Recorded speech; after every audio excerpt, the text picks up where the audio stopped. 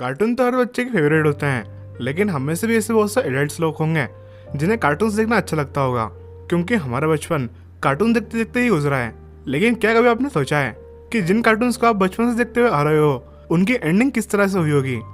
इनमें से कुछ कार्टून्स की एंडिंग तो बहुत ही शॉकिंग और इमोशनल है। इसलिए अगर आप भी कार्टून्स के फैन हो तो इस वीडियो को बिना स्किप किए लास्ट तक के जरूर देखते रहना। Tom and Jerry. Tom and Jerry एक ऐसा कार्टून है जिसे किसी भी इंट्रोडक्शन की जरूरत नहीं है, क्योंकि इस कार्टून ने एक दो नहीं बल्कि 7 ऑस्कर अवार्ड जीते हैं, जो कि किसी भी कार्टून के द्वारा जीते जाने वाले सबसे ज्यादा अवार्ड्स हैं। ये शो भी हमारे बचपन का एक बहुत ही यादगार शो है। इस पूरे शो में हमें देखने को मिलता है कि टॉम जेरी का पीछा करता है और उसे खाने की कोशिश करता है, लेकिन जेरी हमेशा उससे बचकर भाग जाता है और उसे चकमा दे देता है। ये पूरा कार्टून शो ही कॉमेडी से भरा हुआ है, लेकिन इसकी एंडिंग बहुत ही इमोशनल हुई।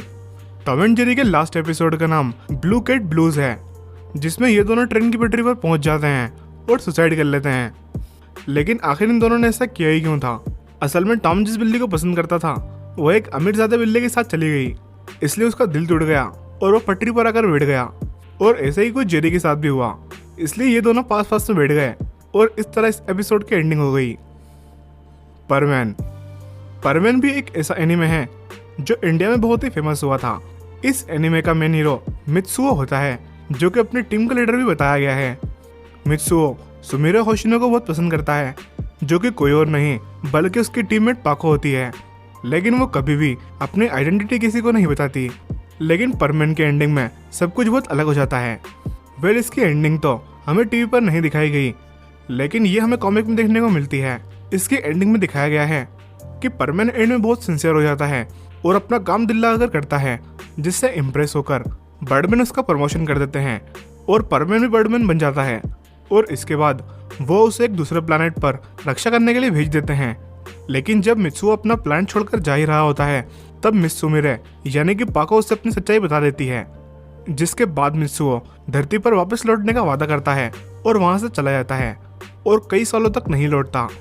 इसके आगे की कहानी हमें डोरेमोन में दिखाई गई थी, जिसमें फ्यूचर का एक एपिसोड बताते हुए मिस सुमिरे को बताया गया था। इस एपिसोड में मिस सुमिरे एक लॉकेट पहनी रहती हैं और जब नोबिता उस लॉकेट के बारे में पूछता है तब सुमिरे उसे बताती है कि ये उसके एक दोस्त का लॉकेट है जो कि कहीं बाहर गया हुआ है और वो उसके आने का इंतजार कर रही है। पोकेमॉन। पोकेमॉन भी हमारे बचपन के यादगार एनिमे में से एक है, जिसमें हमें एक से बढ़कर एक पोकेमॉन और कमाल की स्टोरी देखने को मिलती है।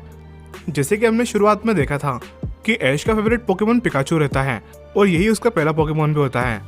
ऐश और पिकाचू के बीच हमें बहुत कमाल की बॉन्डिंग देखने को मिलती है और हमें इस शो में कई मोमेंट देखने को मिलते हैं जब ऐश अपनी जान खतरे में डालकर पिकाचू की जान बचाता है।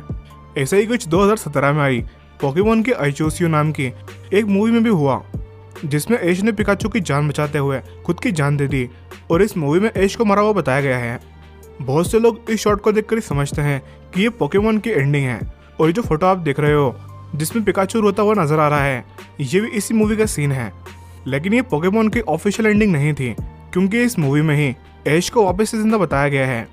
और आपको ये बात जानकर हैरानी होगी कि पोकेमॉन की पूरी सीरीज में ऐश 6 बार मरा हुआ बताया गया है, लेकिन वो हमेशा जिंदा होकर वापस लौट आता है।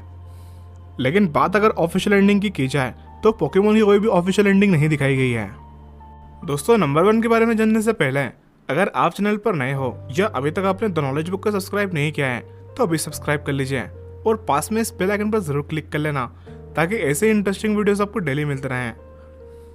डोरेमोन। डोरेमोन हमें से बहुत से लोगों का फेवरेट एनीमे होगा, क्योंकि इस एनीमे ने हमारा बचपन बना दिया। इस एनीमे में एक आलसी लड़के की स्टोरी बताई गई है जो कि अपने हर काम के लिए डोरेमोन पर डिपेंड रहता है।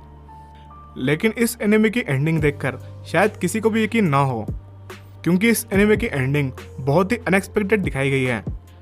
इस एनीमे के एक एपिसोड में जब नोबिता जियान से मार खाकर वापस घर लौटता है और डोरेमोन से वापस से गैजेट मांगता है, तब डोरेमोन कोई भी जवाब नहीं देता और एकदम से जमीन पर गिर जाता है, जिसे देखकर नोबिता घबरा जाता है।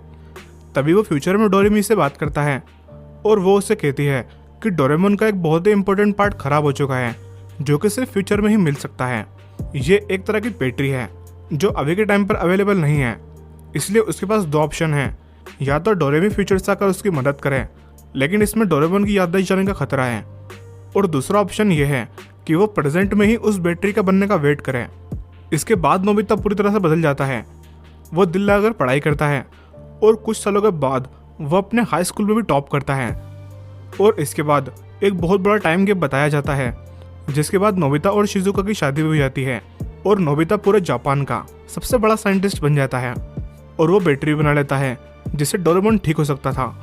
और जब वो डोरेमोन की बैटरी को इंस्टॉल करता है तब डोरेमोन उठकर यही कहता है कि क्या तुमने अपना होमवर्क कंप्लीट कर लिया, और यहीं इस एपिसोड को एंड कर दिया गया। दोस्तों, इन सभी एंडिंग्स में से कौन सी एंडिंग आपको सबसे अच्छी लगी नीचे कमेंट करके ज़रूर बताना। वीडियो अच्छा लगा हो तो लाइक करना और इसे ज़्यादा से ज़्यादा शेयर करना।